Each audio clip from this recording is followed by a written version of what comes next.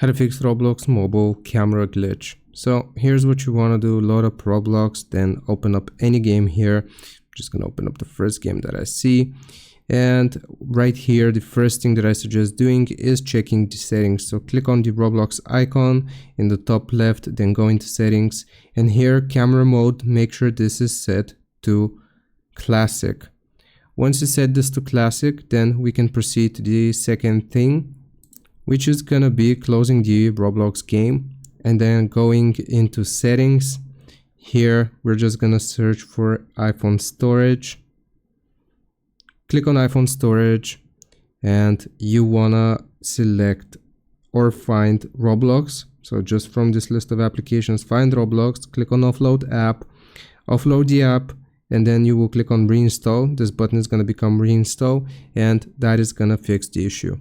I hope this helps. Leave a like and sub. I'll see you next time.